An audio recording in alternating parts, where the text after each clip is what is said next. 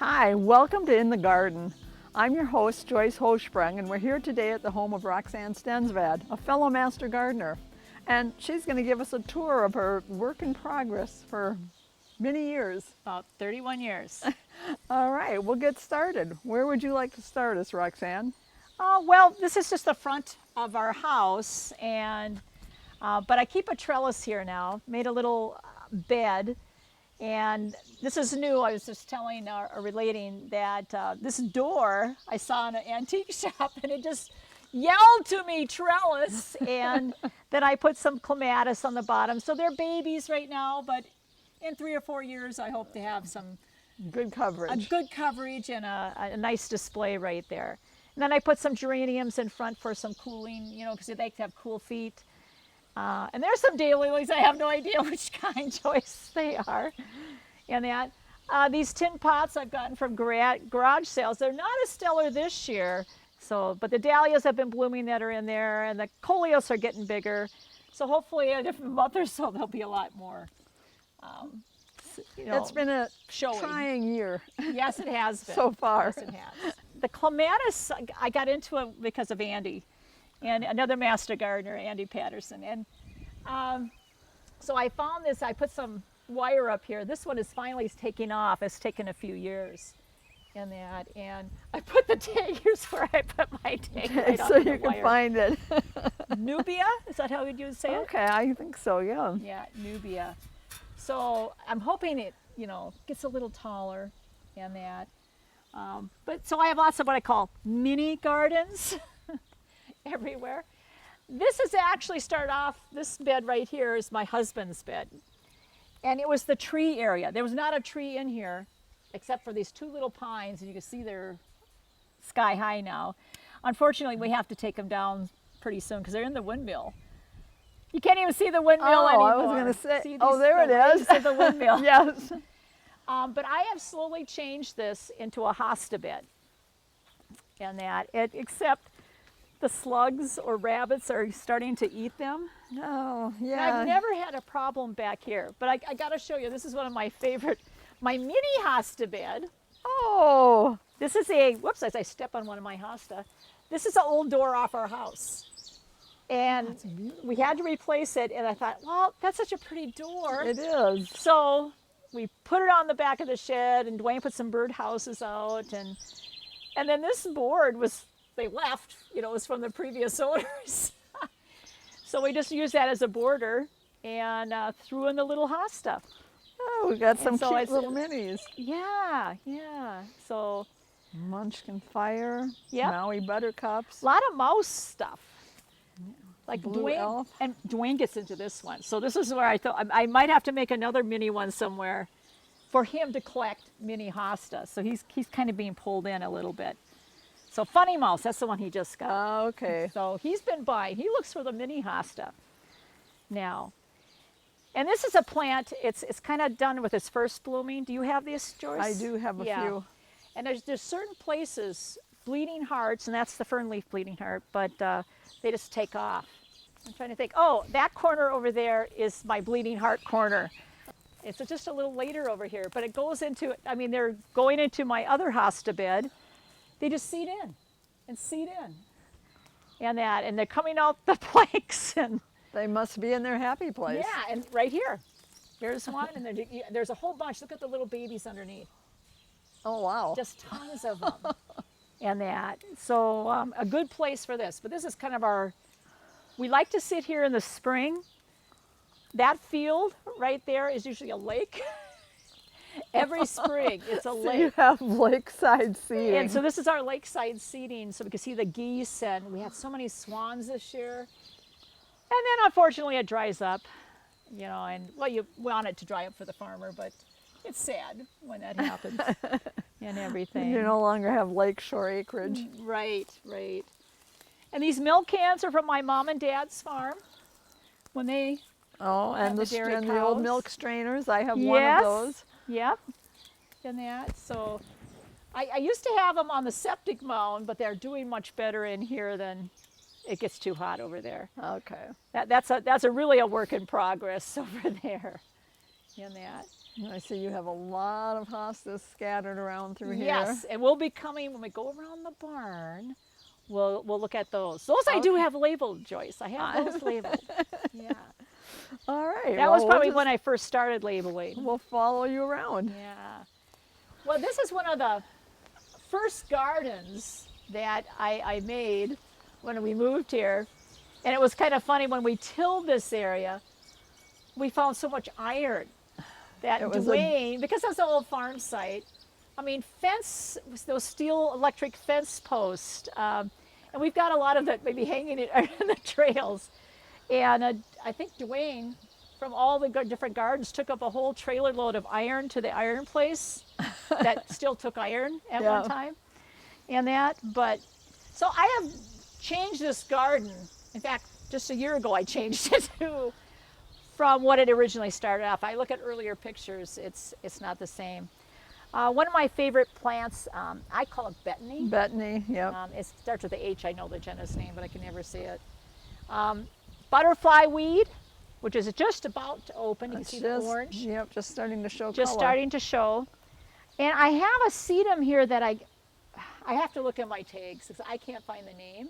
And I never see it in the nursery anymore. And I've got it everywhere. I've got it back in the septic. I've got it around a tree trunk.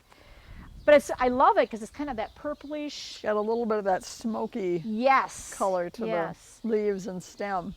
My John Cabot isn't doing as well this year as it did last year. Last year it was stellar, but it kind of goes.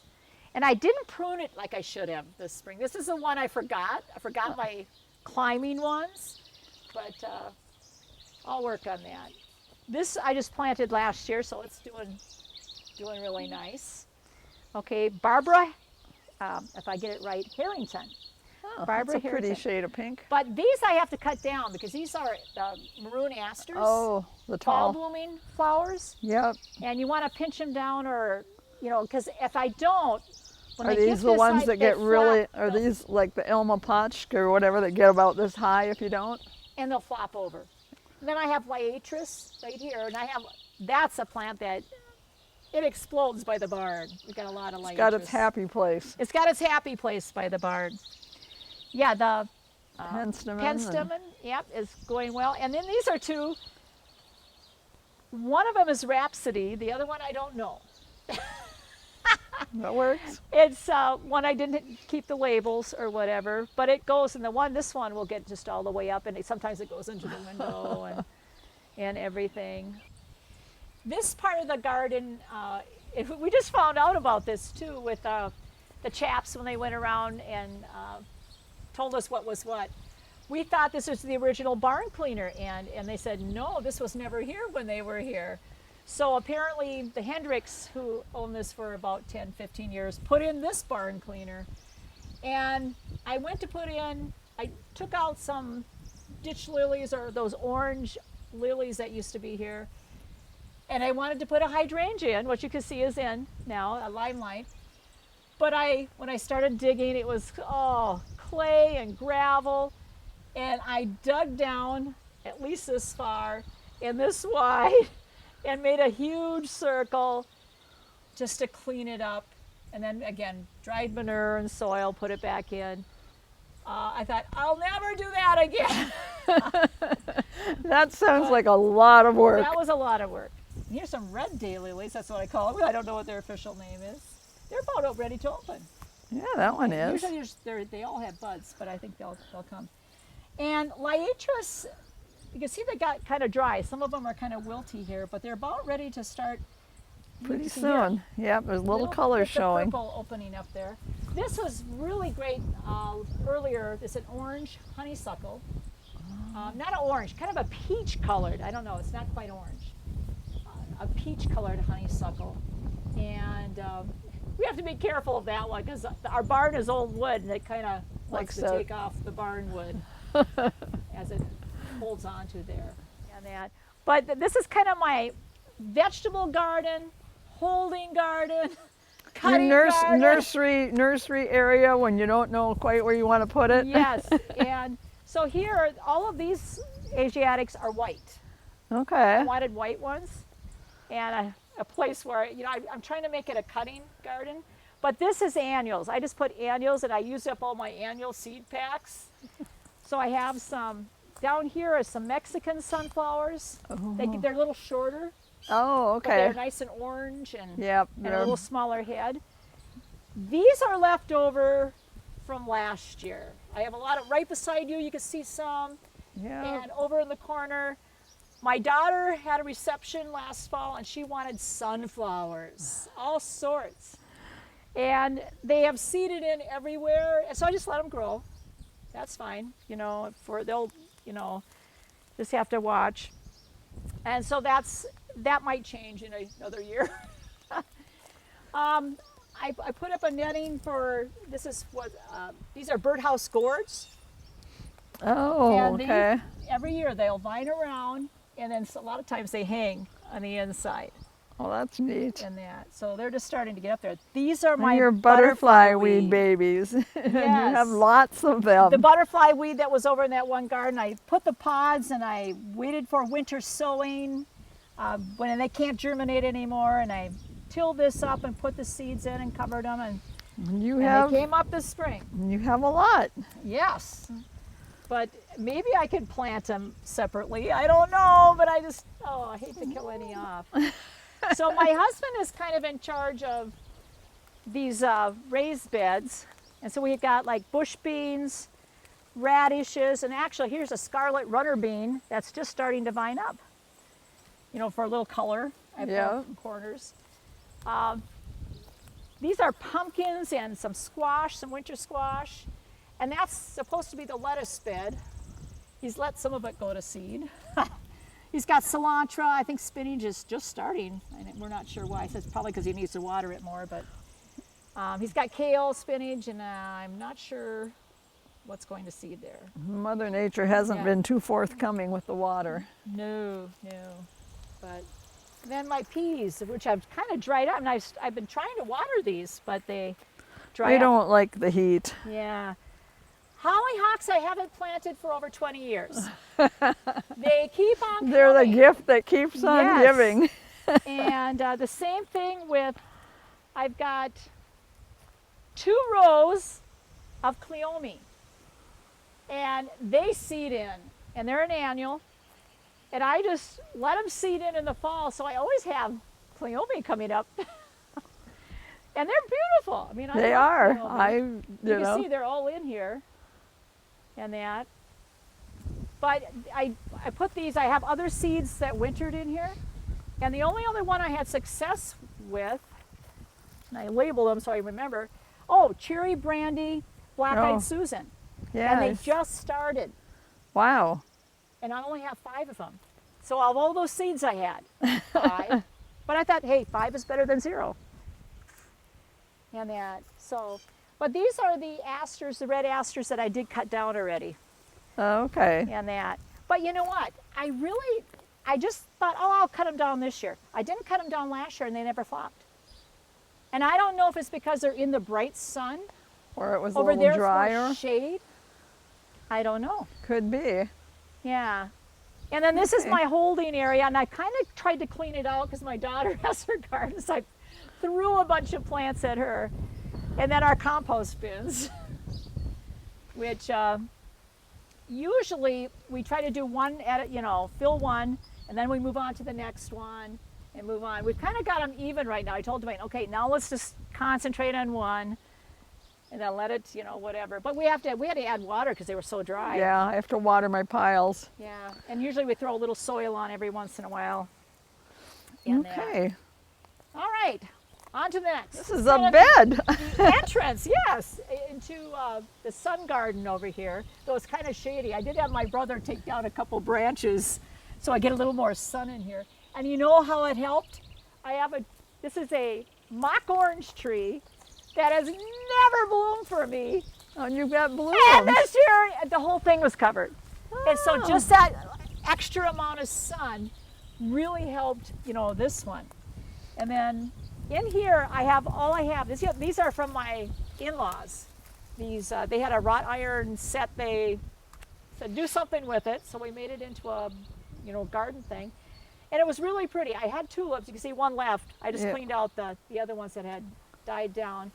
And I have to get a perennial. I'm trying to think of what kind of perennial to cover up the old tulip things. But I had, to make it look like a bed and a blanket, we had, I think, I can't remember which way I have it. I think red here, and then the rest was all yellow. Or was it yellow and the rest red? I can't remember. But it was something like that. To look like a pillow with the blanket.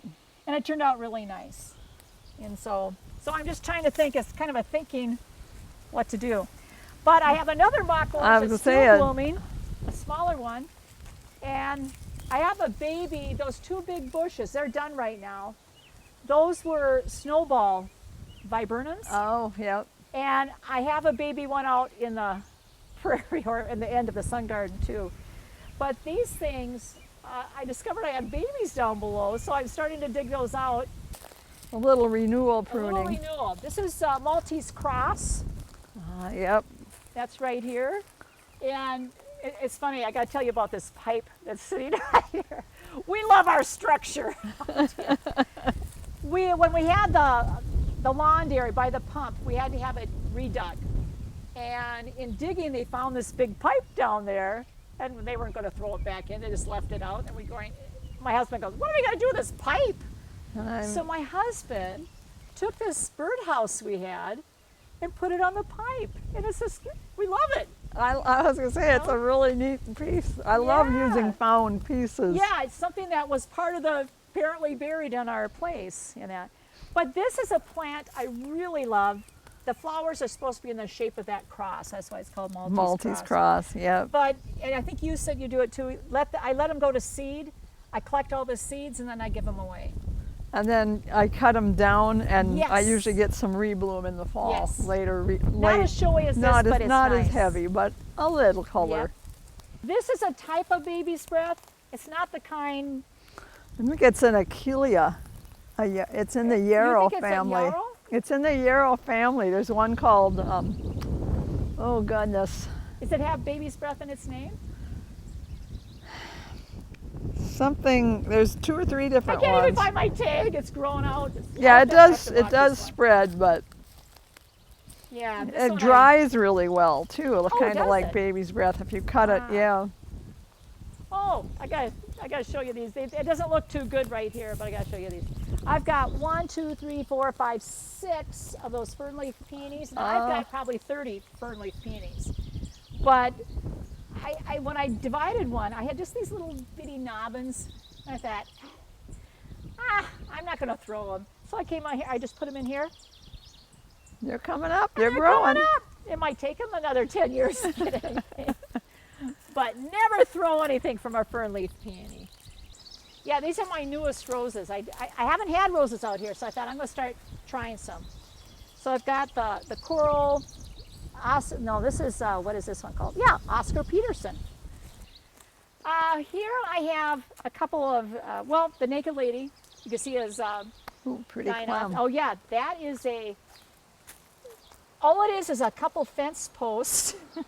And then I put this thin kind of trellis on it.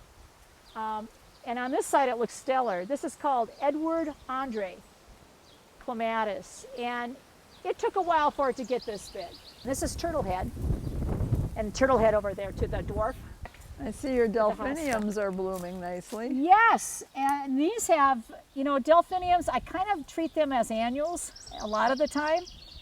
But I've had these now for a couple years. So I'm real happy about that. And, I have spent money on delphiniums and I'm going, oh, and then they die off. And The first ones I planted, I had for 15 years. And then I heard that they were finicky, and then they started dying. oh no. But, it just depends. And then I put a group in, and sometimes I get babies, and okay, keep our fingers crossed, because I've had them out here before and they've died off. And then I'm going to start again. But they're doing okay right now. They're looking good right now, considering the heat and the lack of rain, because they kind of like cooler weather. Yep. You want to talk about cup plant here? Yeah. Andy Patterson gave me this too. And what's neat is she has pictures of it where she has goldfinch landing on it, and it holds water. right along. There's one Yeah. over here. We can maybe get a close up that's got a little bit of water. Yeah. So I could Pretty look up sure that's giant fleece flower. giant fleece flower. Because I've gone on different plant sites and I just couldn't get anything close to it. Because the leaves look very, I'm pretty Okay. sure. So Well, that's good to know.